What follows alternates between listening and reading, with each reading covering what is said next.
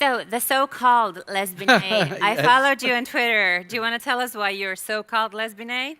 Well, I think the publicity for this meeting, when you translated it with Google Translate from Finnish into English, for some reason I'm listed as the so-called Les Binet.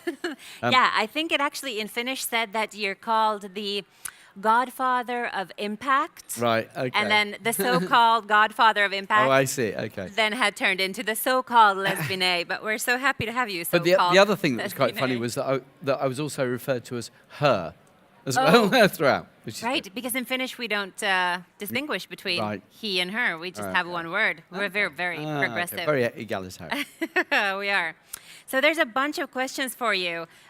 This obviously question will make more sense if you've seen your presentation. But what would be the killer argument for a CMO to convince a CEO to give the necessary slack to estimate results in long term, not just in short term? Yeah.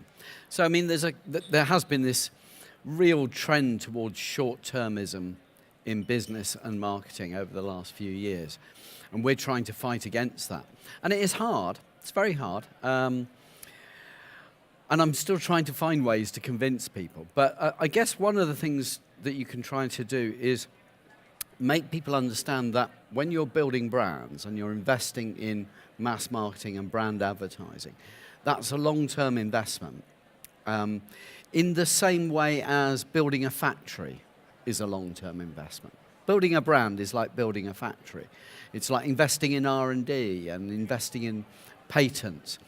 And chief executives and finance people understand the value of long-term investments, but they don't think of marketing as working in that way. And I think perhaps the way to persuade them is to make them understand that this stuff does generate money, but it generates a long-term flow of money. You don't expect the payback from a new factory, in the first week or the first year even.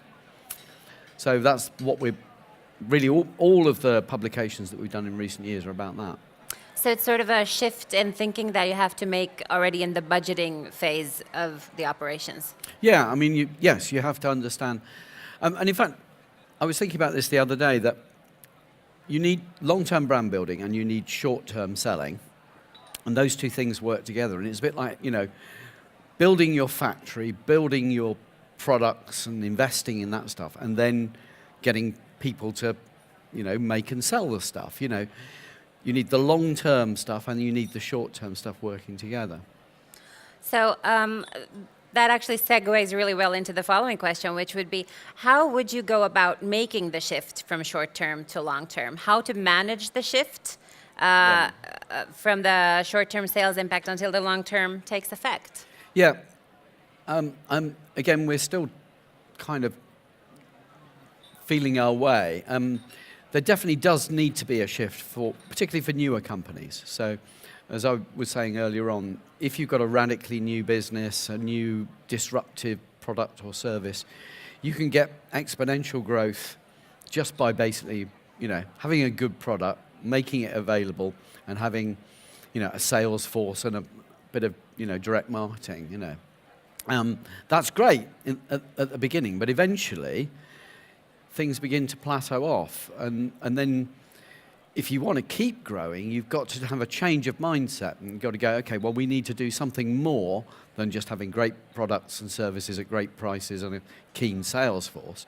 We need to get people to actually want to engage with us as a company and a brand. And that requires, broader reach, more emotional advertising. And at that point, you need to unlearn some of the tricks that you learned in your early phase of your career and learn these new ones. Understanding how it all works is useful. Buy the books.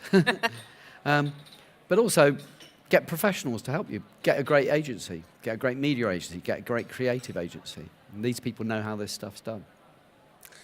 When launching a new business, would you recommend focusing solely on brand building for the first months instead of activation efforts? No, not necessarily, no. And it would depend on what kind of business it was. For instance, imagine that you built a massive factory, and that in order to make money, you've got to fill your production line. Then you really need to go hard on creating demand because you've got this machine that needs to be filled. But a lot of businesses don't start like that these days. A lot of businesses start small and grow organically. And if you're doing that, then you don't want to do a massive TV campaign or whatever. You might start just with activation and grow organically. And in fact, our research suggests is in the early phase, the very early phase of launching a brand, you may want to not do too much brand building, particularly if you don't want to overwhelm your systems. Do you find that also new and small businesses don't quite know what their brand entirely is? Yeah, sometimes. Is that okay? Sometimes they have a vision right from the beginning. Sometimes it's not fully articulated. I mean, with small businesses, often there is a brand, but the brand is, the founder and the, or the, set of values which has never been properly spelled out. But really successful companies do usually have a kind of brand essence, even if it's just their corporate culture. In some cases, a negative one, Yeah, yeah. There's actually a question here about business to business. It says, you mentioned IPA data supports your recommendations for basically every consumer category. How about B2B business and effects of brand building? That sounds almost like a planted question because what I'm hoping to do is start writing a report about B2B. Maybe this afternoon in the hotel room, if I get a chance. I've started working on it, actually. So Peter Field and I have done a cut of the data looking at B2B cases. It's a small sample, but what we see in the data is broadly the same patterns hold. So we've been commissioned to write a report on this. It is tentative, but it suggests that broadly speaking, B2B advertising is fairly similar. Possibly it needs a slightly more activation-heavy mix, but so it's more like 50-50 rather than 60-40. But it's not that different. And emotion still plays a powerful role. But that's interesting because people are sort of looking at things through a different lens if you're buying IT systems, whether you're buying Coke. Yeah, but I mean, I know from experience that business people are not much more rational than anyone else, really. I mean, I remember there was a survey done that what is the single biggest thing that influences CEO strategy? What other CEOs are doing? CEOs are herd creatures, herd animals like other human beings. Well, would you say business to business makes sense for a B2B company to also advertise on television because the CEOs or the buyers are people also and consume TV in the same manner as everything else? It would depend on the precise nature of the service and so on. I mean, our overall recommendation is you should try to reach all buyers of the category, but if you're selling accountancy software, then that's a very small proportion of the population, so you may not want to use television for that. That might not be the most efficient thing to do. But then there are other B2B categories which perhaps, particularly when you get B2B brands that also have a consumer-facing part, then sometimes actually TV may be appropriate because you're doing a dual job there. So it depends on things like the nature of the category, the size of the company, the size of the market, and whether you have a dual-facing brand. There's a question specifically about consumer goods. How do you see long-term versus short-term ratio in FMCG business? Wait, what's that? Fast-moving consumer goods? Yeah, fast-moving consumer where goods. your success is measured after 4 to 6 months sales. Yeah, well, FMCG is almost the perfect 60-40. So it's absolutely right bang in the middle of 60-40. So, yep, I mean, think about it. FMCG was what we all learned. The great TV advertising of the 60s and the 70s and the 80s and early 90s was mostly FMCG. That's pure, like classic brand marketing territory. So It's FMCG marketing is slightly harder than some other categories because it's low interest.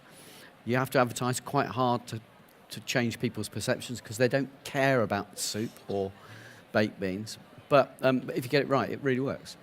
So what would you say is the product group or company group that has the highest ratio you should do, like 80-20 or? Of brand to activation. Yeah. Financial services. That's the highest ratio we've seen. So that's almost getting on for 80-20. Really? Yeah. And financial services is the category that's got its most wrong. Financial services has got very short term since the financial crisis. And they're way, way off balance now. And as a result, they've had the biggest drop in effectiveness. That's interesting. So, yeah, financial... In fact, I did an event for Thinkbox in the UK, specifically just looking at why is it that financial services have shifted away from brand and they need to reinvest in TV. And are they? Okay. Well, we do the advertising for Lloyds Bank, and that's been very effective, both with TV and cinema and all forms of video. Financial services, people hate banks. Yeah. They need to make the public love them again, and that requires the power of emotion that you get from things like TV. Great. I hear them ringing the bells outside, which means the break is over. Okay. Thank you so much for this conversation, Les Binet. You're very welcome. Thank you.